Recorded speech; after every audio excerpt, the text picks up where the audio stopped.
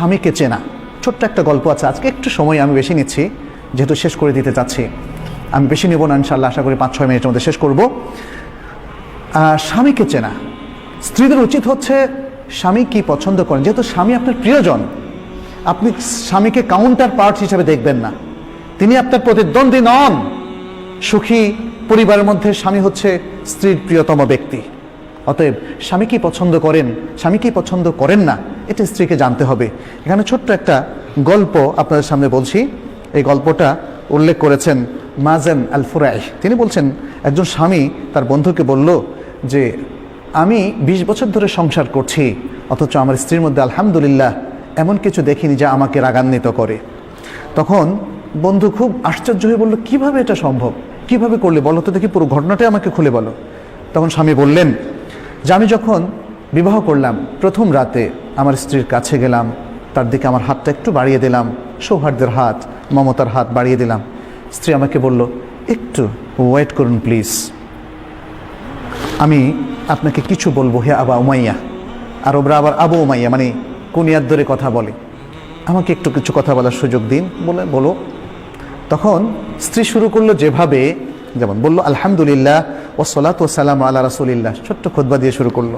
বলল আমি আপনার কাছে এমন একজন অপরিচিত মহিলা, আমাদের বিবাহবন্ধন হয়েছে আজকে প্রথমবারের মতো আমাদের সাক্ষাৎ হচ্ছে, সুতরাং এখনও তো পরিচিতি আমাদের ফুল হয়নি, আমি জানি না আপনার কি আখলাক, আমাকে আপনি বলুন যে আপনি কি পছন্দ করেন, তাহলে সেটি আমি করব, আর আমাকে বলুন আপনি কি অপছন্দ করেন, তাহলে সেটি আমি বর্জন করব। এভাবে এতটুকু কথা বলে তিনি কি বললেন, যেটা আমরা খুতবায় বলি, আকুলু কাউলি হাদা ওয়া আস্তাগফিরুল্লাহ লি ওয়া লাক, আমি আমার এই কথাটা আপনার সামনে পেশ করলাম, আর আপনার জন্য আমার জন্য আল্লাহর কাছে আমি ইস্তেগফার করছি। সুবহানাল্লাহ। অনেকে হয়তো বলবেন, আরে এটা তো দেখি ওয়াজ করতেছে বাসর রাতে, এটা তো অস্বাভাবিক রকম লাগতেছে। বাসর রাতে আমরা শুনি অন্যরকম সোহাগী কথাবার্তা, যেটা সাহিত্যের মধ্যে, গল্পের মধ্যে, উপন্যাসের মধ্যে আমরা পড়ি।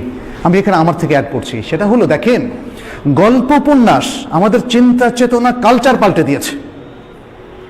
এই যে মহিলা, অত্যন্ত বিদুষী মহিলা, অত্যন্ত দিনদার মহিলা, সে যে কথাটা বললেন, এটা আমাদের কাছে বলে কেমন ওয়াজ ওয়াজ কথাবার্তা, বিয়ের মধ্যে আবার এগুলো বলে নাকি? কারণ আমরা যে গল্প, সাহিত্য, যে আচার অনুষ্ঠানে অভ্যস্ত হয়েছি, এটা মানুষের তৈরি করা, সেগুলো আমাদের কালচার পরিবর্তন করে দিয়েছে। এই সুন্দর দিনদারি আমাদের থেকে একদম ছিনিয়ে নিয়ে গিয়েছে। মহিলা আজকে এত সুন্দর কথা বললেন, স্ত্রী ওই বন্ধুকে বলছে, আমার স্বামী বললেন, আমার স্ত্রীর কাছে যখন আমি এই কথাটা শুনলাম, ভাবলাম যে আরে এটা তো দেখি অত্যন্ত সুন্দর কথা, তাহলে তো আমাকেও একটা ভাষণ দিতে হবে। তখন তিনি বললেন, কি বললেন, আলহামদুলিল্লাহ ওয়া উসাল্লি আলা নবী ওয়া আলিহি ওয়া সাল্লাম, সকল প্রশংসা আল্লাহর জন্য এবং নবী সাল্লাল্লাহু আলাইহি ওয়াসাল্লামের উপর সালাতু সালাম। তারপর বললেন, ফাইন্নাকা কুলতা কালামান ইন থাবাত্তি আলাইহি ইয়াকুন লাকা হাযুক, তুমি কিছু সুন্দর কথা বলেছো, যদি তুমি এর উপর স্থির থাকো তাহলে এটা তোমার ভাগ্য। ওয়া ইন তাদঈহি ইয়াকুন হুজ্জাতান আলাইক, আর যদি তুমি এটা দাবি করে থাকো যেটা তুমি পরিপালন করবে না, তাহলে এটা তোমার বিরুদ্ধেই হুজ্জত হিসাবে, দলিল হিসাবে থাকবে। তাহলে জেনে রাখো আমার এই জিনিসগুলো পছন্দ, এই জিনিসগুলো অপছন্দ, আর মনে রেখো আমার যদি কোনো সুন্দর কিছু তুমি পাও, সুন্দর কোনো অভ্যাস, তাহলে সেটা তুমি প্রচার করো, আর যদি খারাপ কিছু দোষ তুমি খুঁজে পাও সেটা তুমি গোপন রেখো। স্ত্রী বললেন এরপরে, আচ্ছা ঠিক আছে, এটা আমি মেনে নিলাম, আমার পরিবার পরিজন যদি আপনার সাথে দেখা করতে আসে, এটা আপনার কাছে কেমন মনে হবে, কেমন ভালোবাসবেন আপনি? বলল যে খুব বেশি জিয়ারত করুক এটা আমি চাই না, মাঝে মাঝে করতে পারে। এরপরে তিনি বললেন, স্ত্রী জিজ্ঞেস করলেন যে আপনার প্রতিবেশীদের মধ্যে আপনার ঘরে কারা কারা আসুক বলে আপনি মনে করেন এবং কাদেরকে আপনি নিষেধ করেন? তখন তিনি বললেন যে আমার প্রতিবেশীদের মধ্যে এরা খুবই সজ্জন ব্যক্তি, এরা আমাদের বাসায় আসতে পারে, আর এরা অসৎ, এরা আমাদের বাসায় আসবে না। এই তারপরে স্বামী তখন তার বন্ধুকে বললেন যে ওই রাত্রে ছিল আমার জীবনের সেরা রাত, একটা সুন্দর রাত আমি যাপন করলাম আমার স্ত্রীর সাথে। এরপরে আরেকটা ঘটনা তিনি বললেন যে 1 বছরের মাথায় এভাবে চললো, আমি আমার স্ত্রীকে খুব ভালো স্ত্রী হিসাবে পেয়েছি, এবং তারপর আমার শাশুড়ি একদিন 1 বছরের মাথা আমি এসে দেখলাম আমার বাসায় আসলেন, আমাকে জিজ্ঞেস করলেন যে তোমার স্ত্রীকে তুমি কেমন পেয়েছো? আমি বললাম অত্যন্ত ভালো স্ত্রী হিসাবে আমি পেয়েছি, যিনি আপনার কন্যা।